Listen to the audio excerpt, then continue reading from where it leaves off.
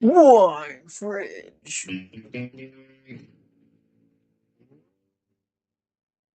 Welcome back to Wine Fringe. This is Jake Bottinger, And I'm Jill Smedley. and we're here with a repeat offender, Shai Van Gelder, and Jay, the owner of Petite Domaine. Thanks for having us out. Thanks for being on the show. Yeah, absolutely. Yeah. Thanks for having us. So I think we should kick things off on you, Jay. How did you get into the wine industry? Because from what I understood, you were in developing programs to do like models of businesses, correct?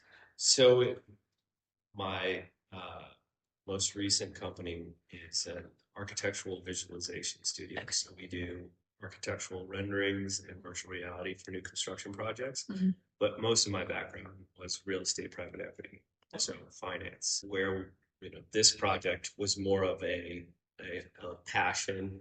I've always been big into wine. Romantically wanted to one day have a winery as a retirement kind of project, but kind of here during COVID, started to have more time to look at what was next as a project and saw an opportunity to create what is now Petite Domaine. But it really came, out of the blue and a lot earlier than expected. Yeah, because retirement, you're pretty young yourself, so retirement doesn't seem like it's necessarily on the horizon yet. No. For that reason, this is not just a passion project. I don't have the luxury of it being, just financially a passion. It had to be a sound investment. So, yeah, I'm all in, and this is a something I feel very passionately about, but is also set up to be something, really unique. And I think it kind of, we may talk about it a bit more later, which is, this wineries in general are not known for being, a money-making enterprise or That is true. generating enterprise, but going after it this early meant that it had to make sense on a lot of different fronts, not just as a passion. Yeah. So Petite Domaine. So we'll obviously touch on that here in a second, a little bit about, entering the wine market in a really interesting time in the Virginia wine industry. But talk about the brand and why you specifically went for Petite Domaine. Yeah. So we specialize in sparkling. That was kind of where it started. When I moved back to this area during COVID, I was thrilled with how much the area had changed as a wine region, but saw an opportunity for someone to specialize in sparkling wine, which exists in other regions. Most notably, my favorite being Napa. Some of the sparkling wineries there. Not just the wine itself, but the experience there, the energy in those places. And while sparkling wine is made here in Virginia, whether it's a still winery or a great operation like Thibaut Janison, focused on making sparkling wine, traditional method sparkling wine, I feel there's a meaningful difference between it also having a property that's fully focused, an estate that's fully focused on it, where you come in the tasting room and the entire experience is only about sparkling wine. There's an educational aspect to that. There's a community around that you feel when you're there. There's a celebratory energy to the space. There's a lot that's meaningful to not only focus on just making sparkling wine, but is there a place that's only about sparkling wine? And that's really what Petite Domaine, is. It's the wine, but it's also a place. And in this place, there is a real experience from that educational component, like I said, to that energy, to the community. And then also, because we are premium traditional method sparkling, there's a service level that's a bit higher. There's the tasting room itself, the atmosphere, the build out is also a bit more elevated. So all of those things together are Petite Domaine. And when you're talking about the experience, one thing I found unique that, Jake was talking about a few things that you've had happen here. You've had a watchmaking class, and that just wrapped. I saw the videos on that. They were beautiful. And it sounds like you guys had a great time. And then you had the Ferrari day as well. Was that a club member only experience? Okay, perfect. So you're selling this luxury product, but you're also selling the luxury of the lifestyle that comes with it. Yeah, and that was born from kind of a desire to elevate the membership experience as well as the food, the tasting room, and more of a why not if it didn't take too much more work to put together a calendar of events for our members that was in line with the premium experience that they're having or the premium wine that we make or serve. We went for that. And it's kind of, they're not all of the events are wine focused. They are kind of more reminiscent of what you would see in a social club or a country club kind of activities. But I think that's good because you're challenging the standard wine experience. Exactly. And that's what the industry should be doing more of. Well, you put champagne, everybody puts champagne on such a high pedestal, right? It's the premier, like the highest quality premier wine. And, most people associate that Great Gatsby image, they push the sparkling wine narrative. You push that premium luxury wine brand. And you did it in Virginia, which is definitely moving that needle towards, a region in the world where fine wine can be found. And Shai and I had talked about this off and on throughout the harvest season, where everybody's starting to go to sparkling wine, and that's very exciting. We even talked about this in the harvest summary episode. So it's cool that you guys kind of collaborated, and Shai's the winemaker now. How did you find Shai? Shai, how did you find Jay? Yeah, I found Shai, very fortunate to find Shai.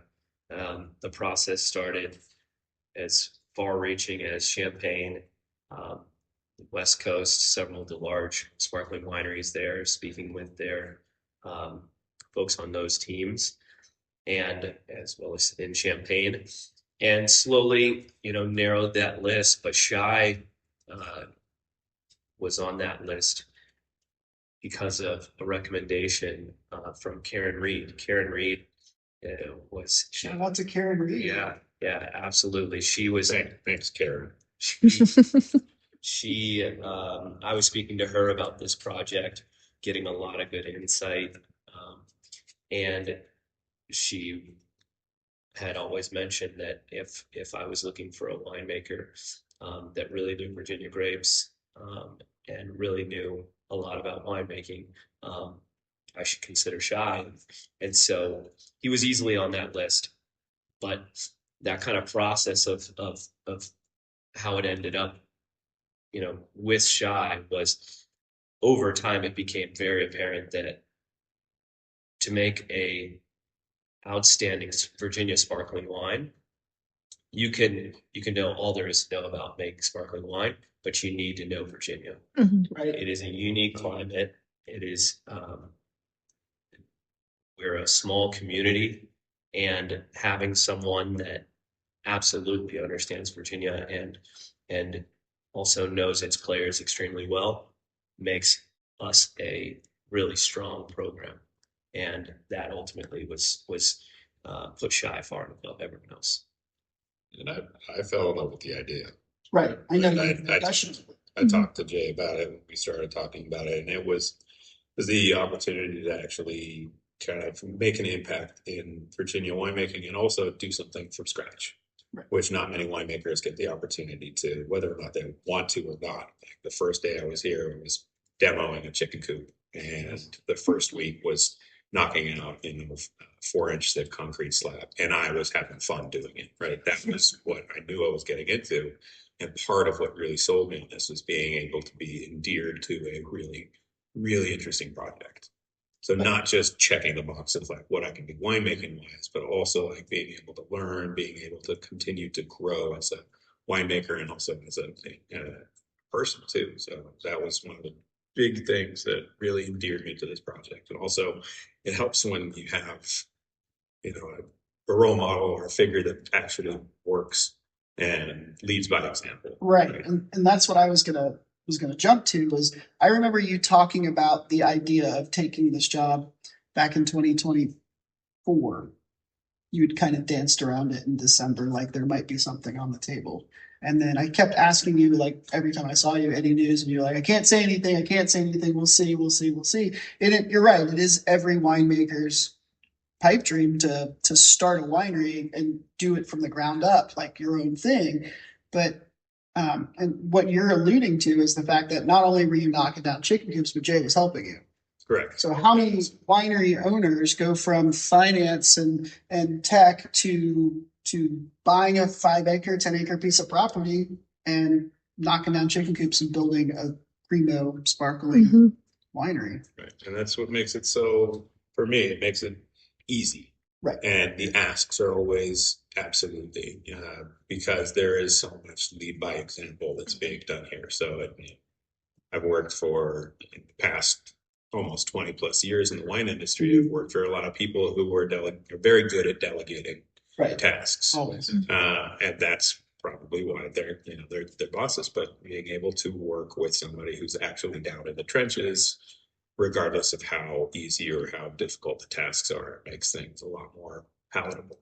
And also you want to work, that sense of desire to get the work done from when it starts, like how we do in wine industry. You work until the job's done, which is really, I consider myself incredibly fortunate for that. And it's just worked out beautifully. Yeah, you guys are becoming kind of an icon in the industry. We talked about this at the grand opening party. Is you've set the standard for winery owners, and I hope if any winery owners listen, like you're going to have to put on your winery shoes and actually dig the trench if you want to build a winery. That's the example that Jay and Shai have set. They were out there literally in the trench together. Because I mean, historically speaking, there's been this separation, and you see that be to the detriment of a lot of wineries because they're so detached. Sure. And, the problem with, we were just talking about North Carolina, a little bit of a problem with some of the newer winemaking states is that the owner has a bunch of land. They're like, okay, the agriculture's changed. What can I grow to start generating more money? And they plant grapes. And then they're like, I don't know how to make wine. So I'm going to figure it out myself. And then they make average quality wine, and then they open a tasting room and they're growing their own grapes, making their own wine, doing their own tasting room, and doing all of that, and then they get tired and it doesn't quite work out that way. Whereas Jay's done the important thing, which is go, okay, I got this vision and this idea, I'm going to do this is the experience, I'm going to hire somebody else that's dedicated to the experience, and you guys are going to do that. And so you've got, tell me about the wines that you guys are currently offering. Yeah, so this was our first year harvesting grapes, the beginning of a journey to create world-class Virginia sparkling wine, but just the beginning of that journey. And harvested our first grapes this year. We're doing a traditional method, so those bottles won't be ready for at least a couple of years. And we could have waited to open the tasting room when that time came, but there was a lot more to Petite Domaine. And for that reason, we wanted to open up now and share the tasting room, the experience, the service level, the food, the membership, build that community for when those bottles are ready. So what are we pouring now? That was equally important because we needed to pour something that was at that same elevated level. I spent years developing the relationship that we have with a partner in Champagne, Côte d'Ivoire region of Champagne, specifically Vertu. The process to find them was similar to finding the right winemaker. You cast a wide net, but ultimately our partner in Champagne had the quality, the style, the capacity, price was also important. All of these factors aligned to land us with our partner that we do have currently. So that's and even variety. It was important day one for our experience to have at least 3 different sparklings. That's what we are working to produce with our estate wines. So day one, we wanted that as well.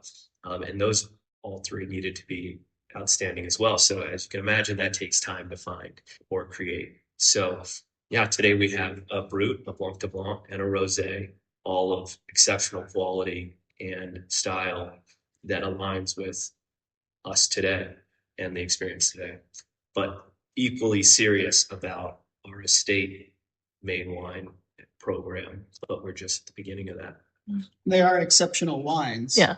Jill and I did have the pleasure of enjoying them. So Shai and Jay, what are you guys doing for Virginia sparkling wine now? Because you've got your champagne. Now you're focusing on the Virginia sparklers. So what we're doing right now is we're looking at the best and optimal sites for sparkling wine production.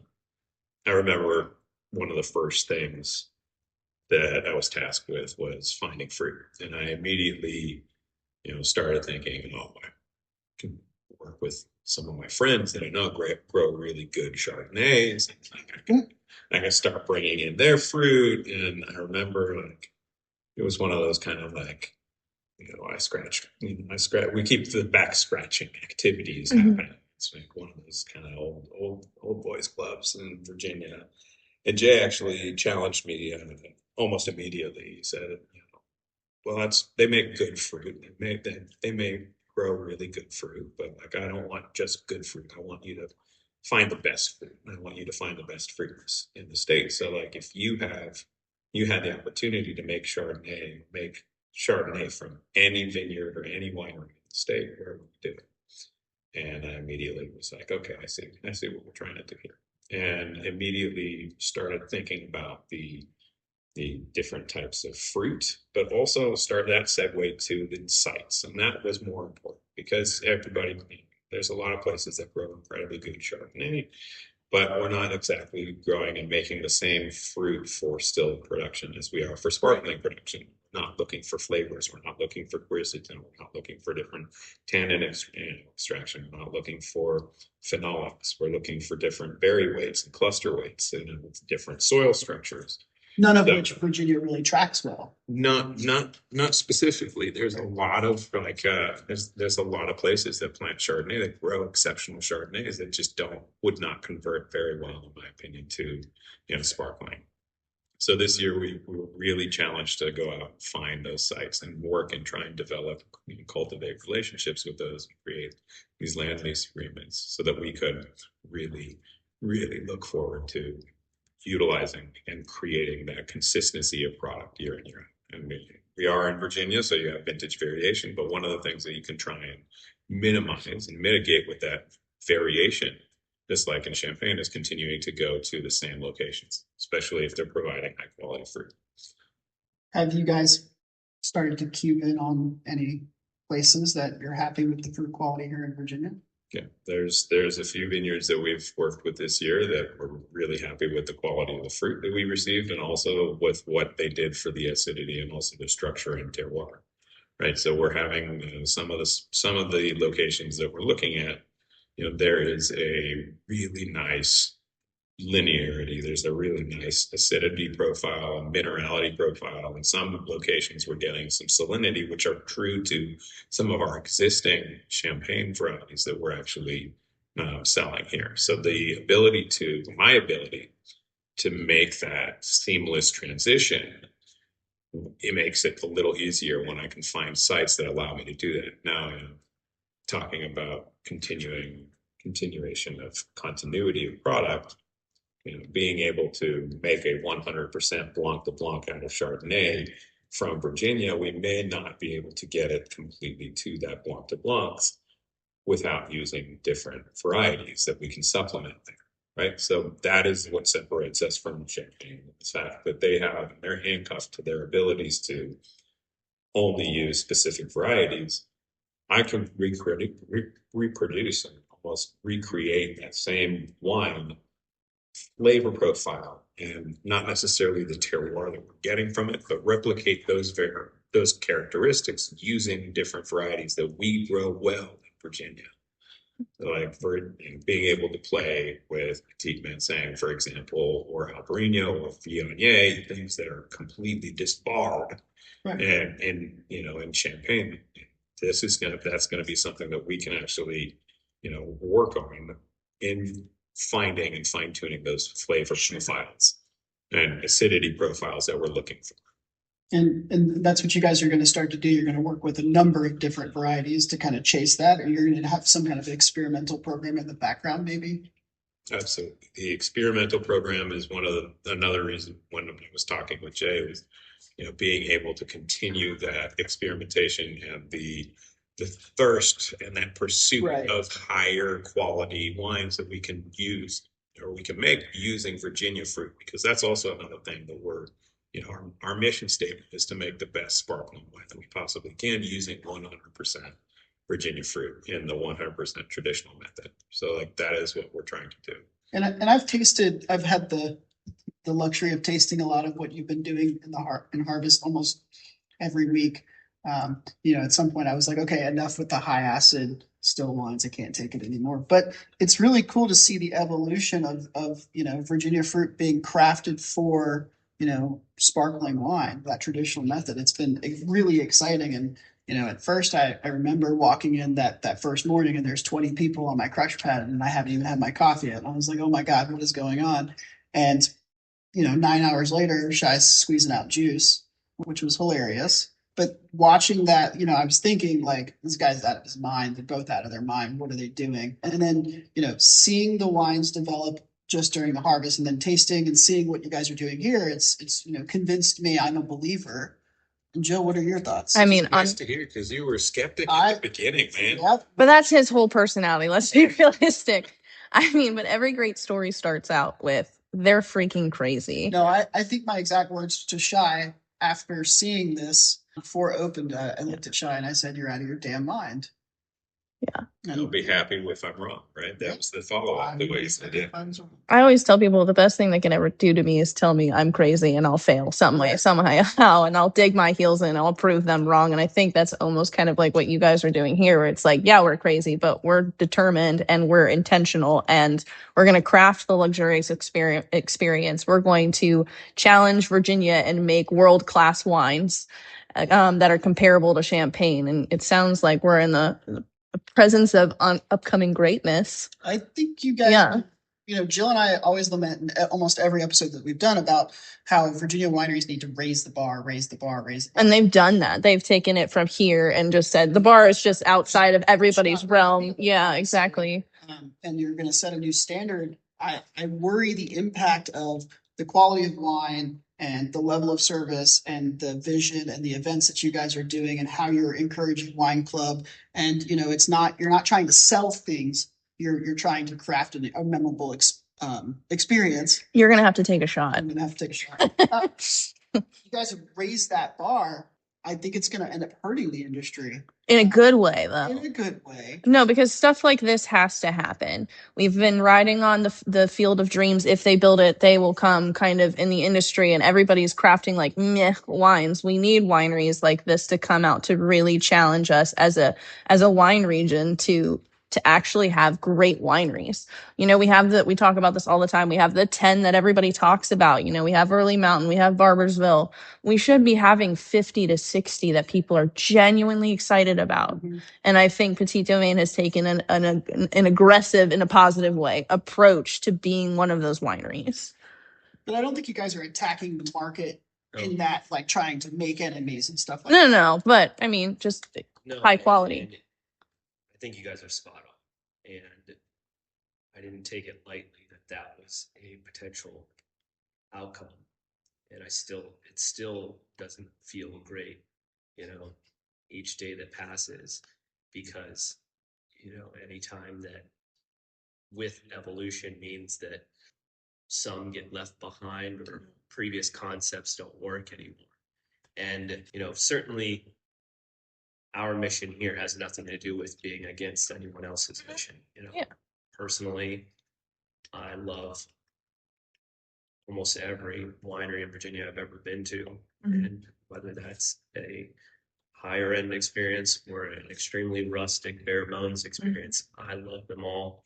I have kids, and we don't go to places like Petite Domaine. We go to places where you could bring kids and they can dig in the dirt, and that's amazing to me. Petite Domaine was meant to execute a very particular concept that I think was an opportunity in the market. And also, I think it represents an evolution of Virginia wine as a region that maybe was, it's just natural. We have Virginia wine is it's not brand new, but it's still early and changing. And you have more and more places that are kind of, I would point to someone like Crimson Lane, where they're also a step elevated, and from the tasting room to the service level. And this was maybe another jump forward from every angle. And I definitely think about what that means for the existing wineries. And there's no great answer there, because during a time that already, the wine industry is facing some headwinds, it's just something that I definitely think about and try to brainstorm for myself what that looks like for others. Yeah. I do think, though, similar to Petite Domaine, we have to think about the experience and giving real value to someone who's coming.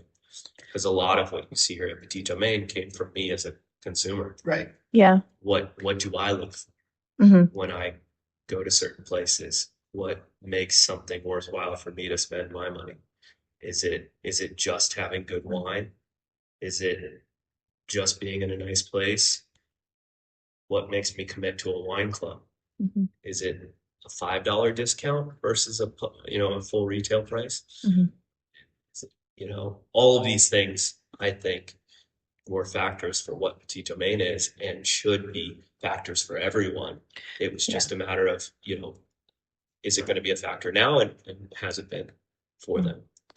Well, I know you're not trying to throw shade at anyone, but really what we're getting down to is the fact that Virginia is at this point where we need to have a renaissance in every winery's experience so that it actually differentiate themselves.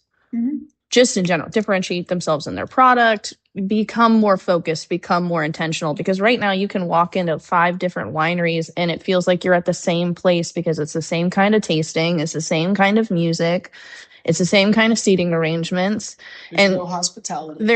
There's no hospitality. I used to be a member at 6 wineries, and now I'm a member at 2 wineries. And that's primarily because I'm not friends with the people who are there anymore. The wines all started to taste interchangeable from one place to the next. And the 2 places I'm still a member at are the places that feel intentional. Right. And I have relationships with the staff. So that's what you guys are trying to do, is to separate yourself. And this is what other wineries need to be doing, is to find their focus. You can walk into Petite Domaine and you can meet Jay, you can meet Shai, meet Mike, and they're going to have a conversation with you about what the wine is, the experience. It feels very highfalutin in here, but it's not.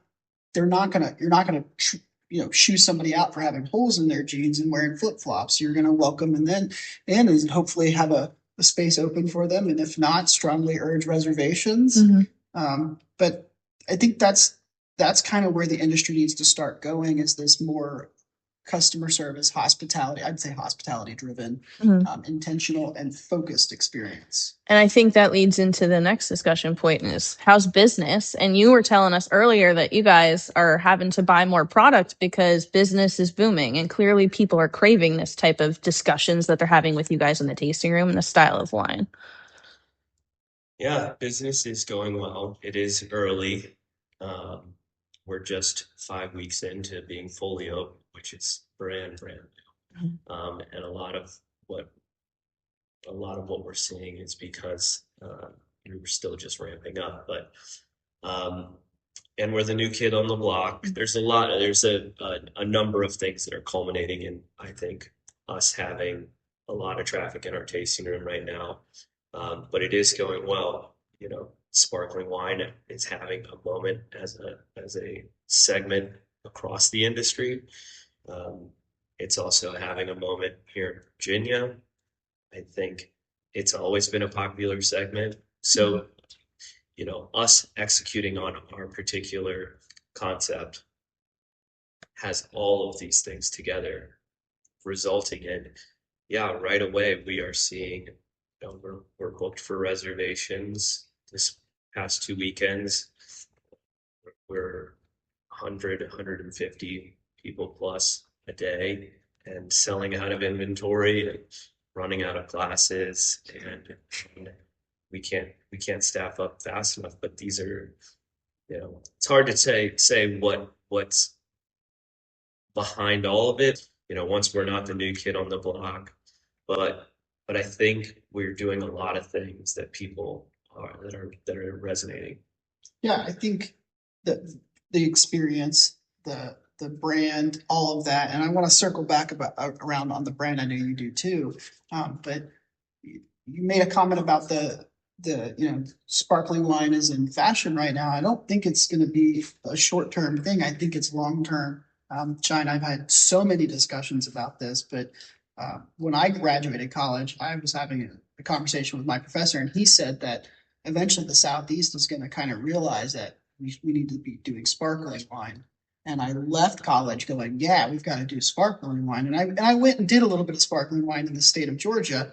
And then when I came here to Virginia, the amount of Petit saying, the amount of Chardonnay, and the amount of Albarino, it blows my mind that nobody is doing it. And Shai, what's your take? Outside of those three varieties, are you queuing in on anything else that might be good for sparkling? How long do you think, is it passing phase or? I don't think that it's a passing phase. I think that there's a reason why we're seeing more and more people producing their own or outsourcing, traditional method or sparkling wine, whether that be forced carve or Charmat. But there's a reason why people are doing that. It's a very, very jovial wine. You have the ability to sell it very well, and on top of that, we have really good. I mean, right now in O&D, this is the quarter for sparkling wines, right? We're seeing, I think, nationally, an average uptick in 15% sales in sparkling wine. So that could be feeding into why we're also seeing, but also we're brand new winery. We're going to let that feel out a little bit. In terms of fruit, what we can be using, there's a lot of different fruit. A lot of people are using, Vidal, which makes really interesting sparkling wines. If you're looking at that newer world, that Charmat style, when you want that freshness, you want that fruitiness in the palate, doesn't necessarily translate very well because of all those tropical fruit to the traditional method. Kind of has those conflicting flavors unless that's the style that you're going for. We tend to look more at the neutrality of the fruit and then letting the secondary and tertiary aromas and flavors develop, with the primary fruit being a little bit more of that complexity agent. Not necessarily something we'll get from maybe like Chardonnay or Vidal Blanc, which are things that can grow really well for sparkling wines. But when we're looking at other varieties like reds, and there's not that many people that are growing Pinot Noir, and the people that are, they're growing it for red. Right. So they're looking at very different cluster morphology. They're looking at very different phenolics, very different flavor compounds, very different, cluster weights. They're not even growing the clone for Pinot Noir for sparkling. For sparkling production, right. Most of the places that are growing really high-end Pinot Noir in the state are doing it for red wine production. Right. And so that's one of the things that we're trying to find, and we're experimenting with different varieties, because those people that are growing really high quality Pinot Noir for red production, they're tight-fisted. I don't blame them. Yeah, right? Of course. They're growing a product that they want to make for their own, for their own production. Why would you increase your yields for an extra $3,000 to $4,000 a ton for the fruit pricing, instead of just making more of it for yourself potentially? The return is not really there if you're growing fruit for other people, unless you have your own vineyard that has an undeveloped plot Right. That, and if you're listening and you have one of those undeveloped plots that are on, north or south facing slopes at about 1,800 foot elevation, chock full of limestone, bluestone, greenstone soils, and I'd love to have a conversation with you about potentially piloting a vineyard for sparkling production, right? But right now we have to also grasp at what can potentially grow or what grows well in a state that we can use as alternative varieties or substitutes. So like things along the lines of like Blanc Frankish, which is something that's very similar in flavor profiles to Pinot Noir as a red wine, and also a similar acid structure. Things, looking at different red varieties, varieties in Virginia that grow well, Cabernet Franc. There's a few wineries that make a Blanc de Franc as just regular still white wine. There's also a few that do traditional Blanc de Francs. But we also don't want to do what everybody else is doing. Just because everybody is doing it doesn't mean that it's the right thing to be doing for our program and for our styles. So this year we did an experiment with another variety that may be named at a later date, but it is, right now it came out incredibly similar in flavor profiles to our still sparkling base of Pinot Noir, and tasting that in comparison to some Pinot Meuniers, it's almost like it has been a blend of Pinot Meunier and a Pinot Noir at a 70-30 percentage rate for base. And that may be something that we look forward to in our production. Yeah, I'm really concerned about that, because if that does come to fruition, it will be a game changer for sparkling wine in Virginia. And what it is, we're not going to say. That'll shake up the industry in a pretty monstrous way, and the huge resurgence that's already kind of going on will just I think get propelled forward. I'm very excited. Yeah. So in my opinion, and I just want to get this off my chest because you're the person to talk about this with me. Just like rosé in Virginia, I've always felt that rosé is just a byproduct of a bad vintage. And I kind of feel like sparkling wine in Virginia has always been a byproduct of a bad vintage. I mean, I always feel like they're just doing it so they can say they have a sparkling. Well, Shai's worked at a few places, and they've done sparkling wines too, because they've had, too much bulk wine. And I've seen that a lot here in Virginia too, is we have too much, so let's force carbon it. So Shai, what's your thoughts on that? I mean, forced carbonation is, it's a very easy, it's a solution for an inventory problem that a lot of people have. It's something that you can really get a quick return on some of your wines. I think that, just as an example, for this vintage, right? This vintage, we were all over the board, so across the board with pHs and low sugars, high pHs, low TAs, kind of like a repeat of 2020. But our vintage for sparkling wines came out beautifully, right? So there is it's not necessarily that I think that there's a, in a bad vintage to make sparkling wine. I think that almost every vintage, regardless of bad or great, I think that's when we'll start seeing more similarities in line with great Champagne or great sparkling wine growing regions like Champagne, where there will be a lot of non-vintage wines that we can stay in the realm of consistency, but really highlight those exceptional vintages when we do end up seeing beautiful, picture-perfect numbers.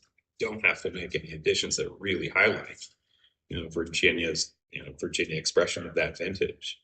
And aside from, this particular inaugural vintage, I think that, our ideas that we've talked about rely on blends and using a perpetual reserve to stay consistent in our winemaking, so that if we do have obscure 2018 vintage come along, that 2018 vintage in bottle will be just as good as our 2019 or our 2020 vintage, right? Maybe the 2019 and 2020 or 2017, those really exceptional vintages that we had, those may get the highlight. They may get their own vintage, and we may treat them the same as they do in Champagne. Or having the ability to not be, to have that flexibility where we're not handcuffed to the rules. We can do an extended élevage. We can do an extended tirage. 3 years minimum. It may not really apply to what we want to do for some of those vintages. We may want to do a 7-year. We may want to do 4-year. I have this like wild notion that using this experimental grape, that we'll be able to do a 10-year anniversary bottle. We'll be able to put that down because the acids are so wild. Like be able to use that as our inaugural vintage, Right. and use it that same inaugural vintage for our 10-year anniversary bottle as something that we have in tirage for that one. I think that would be amazing. Yeah. And that may be something that I just we thought gotta talk about that. just thought of the fringe topic for the episode because we're coming here and Jill and I were kind of worried, like we don't really have anything fringy to talk. There's some fringy things happening in the discussion. But it just occurred to me, since we're talking about different kinds of sparkling in Virginia and the reasons behind why some producers may do it, you guys are talking about how intentional and focused you are on every little detail, from the vineyard and the site selection, the grower, and all of this stuff. I think the fringiest, easiest topic to talk about here when we discuss sparkling wine here in Virginia is what is the difference between force carbonated and traditional sparkling method? How does a consumer know? How do they detect that? I mean, there's a couple of different ways, but you guys are the experts today. Yeah, well, I think as with anything, it's an acquired understanding. Right off the bat, a consumer might not pick it up or notice, but you're getting more complexity that only happens through extended exposure to those different yeast cells in the bottle over time through the traditional method. Now, is a consumer going to appreciate those things that very first time they had those two? Maybe, maybe not. But over time, the more that consumers here in Virginia and in the area have these wines, have ours, start to appreciate that difference, the more that it will matter. Because there is a difference. There is a difference to really get that, a lot of those secondary, tertiary notes, to get that complexity. It's just not typically achieved through force carbonated. Yeah. Yeah, so I think that's a good example. What's the winemaking method to tell them apart as a consumer?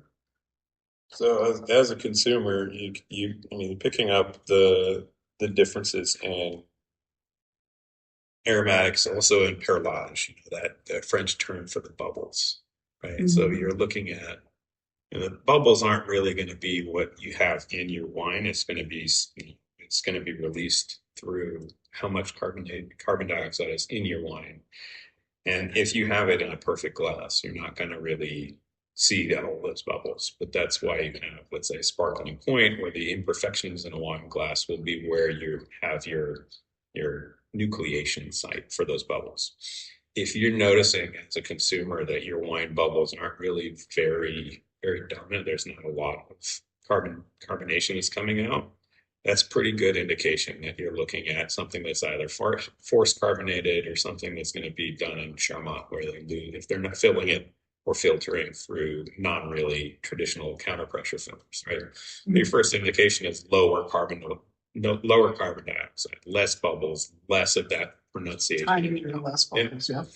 So that's number one. Number two, you're also looking at, your head and how long those bubbles stick around for.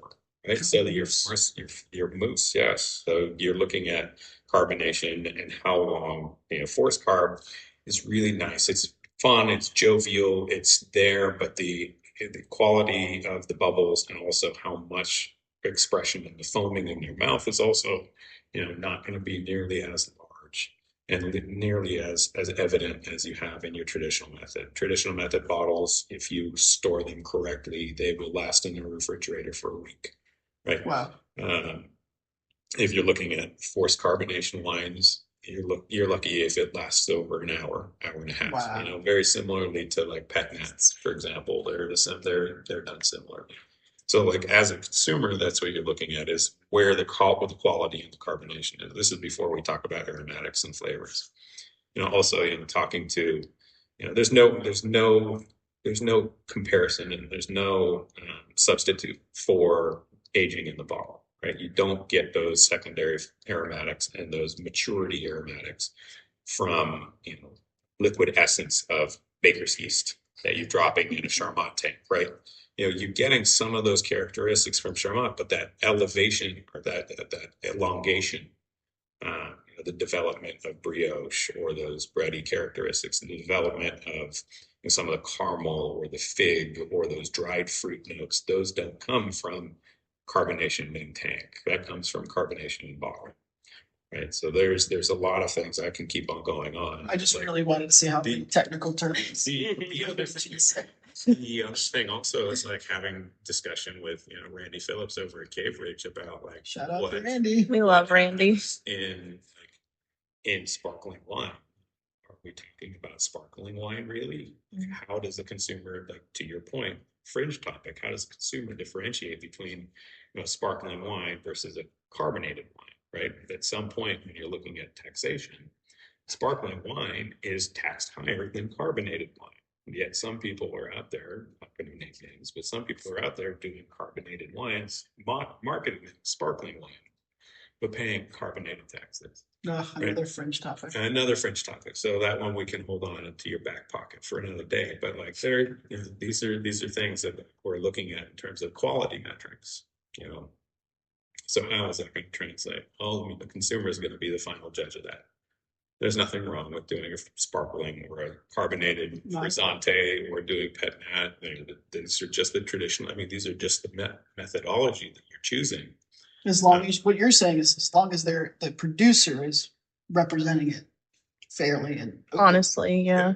Absolutely. When I was making forced carbonated wines, that's what I would lead with every single time I would pour it for somebody. I would always give them the understanding that this is going to be akin to the carbonation level in a beer or a can of soda. Right. And this is going to be treated as such. And it's fine when you have that understanding. But if you're representing your wine as a sparkling wine and then it goes flat after an hour, somebody hasn't had the opportunity to enjoy the entire bottle, and it's a flat wine by the end of the hour, they get a little upset. And sometimes they feel like they're getting sold a bad bill of goods. Mm-hmm. So it's all about how you represent what your product is. And our style and our decision to specifically make traditional method allows us to really be proud of the fact that we can put a bottle in front of you and say, yeah, it's not going to lose its carbonation within. Because you're saying this is the real deal. And, and you feel like it's the real deal when you walk in. The image is there, the luxury is there, the quality of the product is there. So Jill, take it away with the branding and marketing. I think before you continue, though, it's not to necessarily say that all the other products are not the real deal. Of course. But this is the highest end production method that can be made for production of sparkling wine, and that's why we want to do it. We want to do the hardest, the most traditional, the most elegant, and the best, in my opinion, type of sparkling wine production. Right.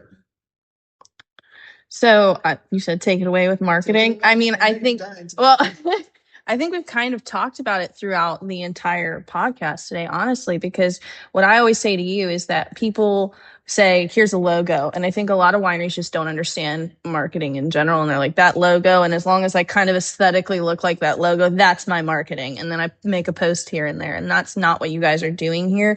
It's your company culture. It's how you're treating your club members. It's how you're presenting yourself to the public with your aesthetic as well. And it's, ultimately it's your production too. All of that stuff markets your business well because it's who you are. And it's authentic. Mm-hmm. You guys aren't really, you're on social media, but a lot of the marketing that's happened on your socials is a result of a lot of influencers coming by and a lot of publications marketing for you. You haven't really had to do a whole lot. To be honest, we haven't had time to really to do formal marketing and kind of collaborate. Mm-hmm. So really what we have to do is the result of people coming on their own terms to see what we're doing and enjoying that experience and sharing it with others.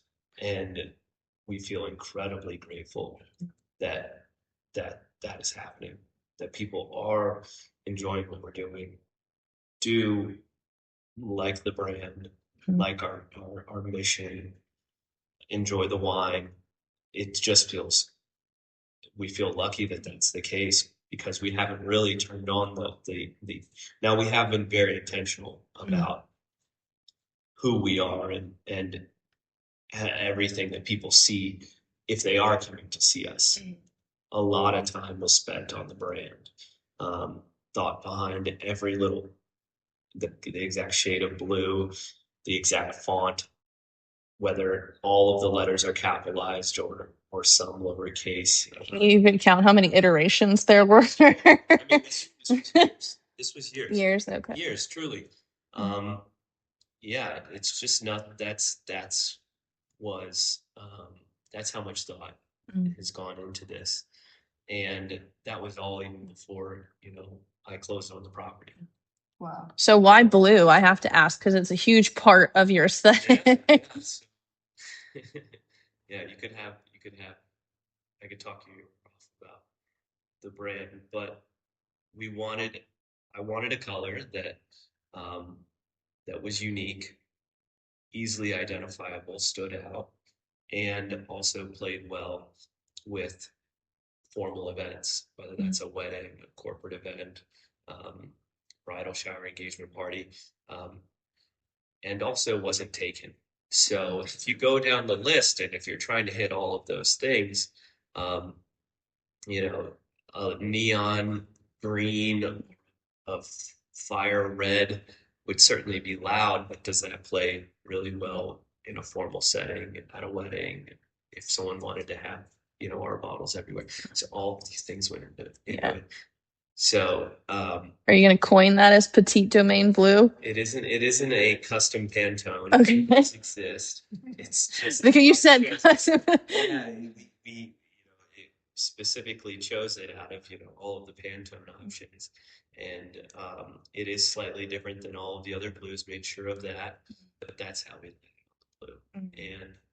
And yeah, because it's also it's for a lot of reasons. We wanted it to be immediately recognizable, as with our space. There's lots of intentional design choices, like the lights that were maybe not going to be here for your grand opening. I remember there was some. Yeah, that's mimicking bubbles. We have great height in our space that we needed to fill, and also I wanted something that when you walk in, you really are struck with. Right. And that always, to me, feels like a missed architectural opportunity in some spaces. That you could have a beautiful space, but if there's not just sometimes one thing that someone can just immediately be wowed by, that's a missed opportunity. So that was the intention there. And then our wine walls was intentional because I wanted something that, if photographed, if seen in the background, would be recognizable, because these are all things that on social media, when you see it in the background, when you see someone's post, it didn't need to say Petite Domaine. Right. Someone could recognize immediately where you were, where they were, even if it was just a split second. So we are as intentional with the winemaking as every other part of the business. Just a high level of attention to detail. Yes. Yeah. I mean, every little bit of it. I mean, we've seen the courtyard once before, and it was a work in progress, and Jill and I were gushing over it. And we came back today, and you're like, "Oh yeah, go take a look at some of the improvements." And it's like, just how much more elevated could you really get? And it just never ceases to amaze either of us. So it will be more. I'm excited to see what you guys come up with. We've talked about Petite Domaine here and the production and the experience and some of the marketing, but where do you guys see Petite Domaine going? What other kind of environments and spaces do you see Petite Domaine being the featured product? Yeah, the most immediate, we're not trying to think too far ahead because we don't want to trip over ourselves. There's still a lot for us to execute on, and and and we we really want to nail and continue to nail the experience here on site, Mhm. and so that's even as simple as getting more parking. Mhm. Right now we can we are seeing more people in the tasting room than we have room for parking, Mhm. and we now need to solve that. Um, we now need to staff up. Really, smaller things that we are equally as focused on nailing. But if I think a bit broader, where are we in 2, 3 years from now, 4, 5 years from now? The biggest thing that comes to mind to me is scaling our production. Wow. Production is big. Obviously, one day we'll do retail and more collaborations with in the hospitality space. Uh, but for right now, when I think future, I think production, scaling production, because our sales levels right now far exceed our initial estimates of production. So that means we need to really scale. And guys pumping his arms. It is really exciting Yeah. because that is the real mission. And so I'm really excited for next year. Um, having a much larger budget for what will be a really large harvest, and to satisfy the demand that we've created here and really built a community around. What about what about distribution? Any consideration for that? Because you're such a intentional focused product. I don't see Petite Domaine at the Wegmans or Harris Teeter. I definitely won't even can't even imagine it being in every wine shop. Yeah, retail's tricky because in some ways that's a lever. There's real numbers involved with that, some from an inventory perspective, from a margin perspective, and I don't know when we will, if direct to consumer is going well, um, it will be, we'll have to really look hard at what type of distribution really makes sense. Um, Certainly distributing direct to consumer via shipping, that's hopefully something we can start to do in 2026. We know a guy. Yeah, yeah. You guys had the Oh, that's right. Wow. Vino shipper, yeah. Yeah, yeah. Steven's fantastic. But as for distributing and being in retail and what that looks like, I think that's a tougher one because um, like I said, there's so much for us to focus on accomplishing Mhm. here that seems like not really necessary at this point, Right. at this moment. Yeah. And I don't want us to lose track of our execution right now. Yeah. Do you think that you'll be doing wine competition stuff? Like, what's your take on that? I know that we've gone back and forth on the value of a wine competition is shifted now, and a lot of wineries are looking more to critics and influencers being the biggest deal. If you really want to get your name out there, and the influencers will come, and if they don't come, you're doing something wrong. But what is your take on competitions and working with influencers or that kind of stuff? I think that when, if you don't mind, I'll take it. Sure. Yeah, I think that one of the things that Jay and I talked about in when we were talking initially was what do we really want to do with our brand? What do we want to? Where do we want to really have this wine be in the next 3 years, 5 years, 10 years? And it kept on boiling down and circling back to more of the critics aspect, the general consensus of, the anybody can participate in a wine competition nowadays. There's some that are a little bit more well recognized than others. Maybe doing a international sparkling wine competition, but most of it was focusing on the quality metrics of what we want to be doing in terms of the highest quality that we can, and then submitting to, maybe the decanters, wine spectator, the wine enthusiast. That was initially what we had discussed, and it's constantly evolving right now. Right. So we're looking and exploring what is going to be the most, or where we would have the most impact, and whether or not that's going to be at a local competition or a regional competition versus an international competition. That really depends on whether or not we need it. Right. Because if we have the ability to make this really desirable product, and we have people that are coming in, and we're having this continuous inventory where we're wanting to bring in more product to satiate the thirst of quality, our clientele. That's also segues to, are we going to change our production? And the answer is, for us, is no. We're training and continuing to look at qualitative as opposed to quantitative. We want to make sure our quality is going to stay consistent. But you're not looking for the world to decide whether or not Petite Domaine makes quality wine.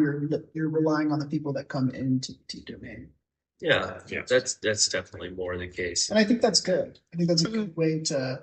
Yeah, not to say that we're against competitions. It's just, we're unique in terms of what our brand is, and we're equal parts about, we equally care about the experience here on site and what the brand means to somebody, as much as what the wine, how someone is the wine in a competition.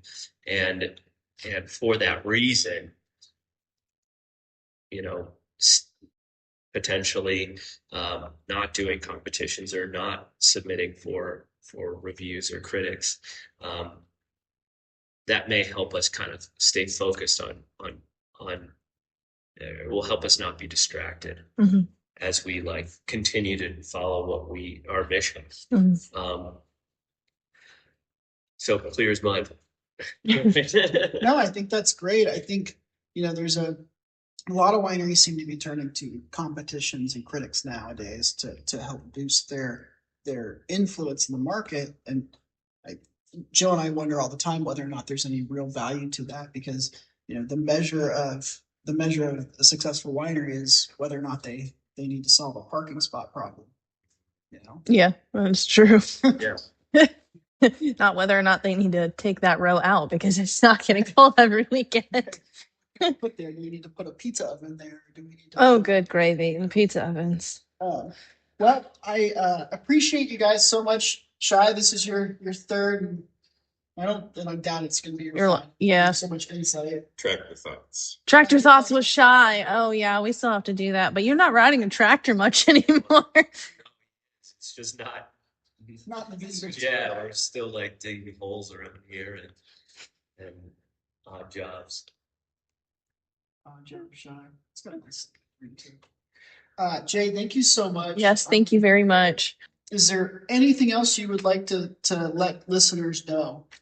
You have any fun events coming up that they should be keeping their eyes out for? Yeah, I mean, the biggest one is New Year's.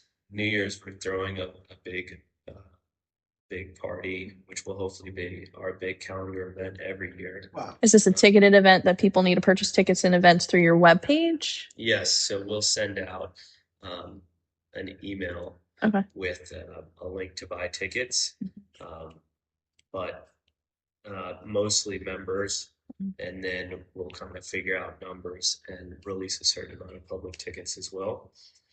But that's going to be a fun one. It obviously fits with sparkling, more of a formal dress event, but festive. This year, the theme is Midnight in Mykonos with Greek percussionists, belly dancers, fireworks, open bar, open food. A really big event to cap each year.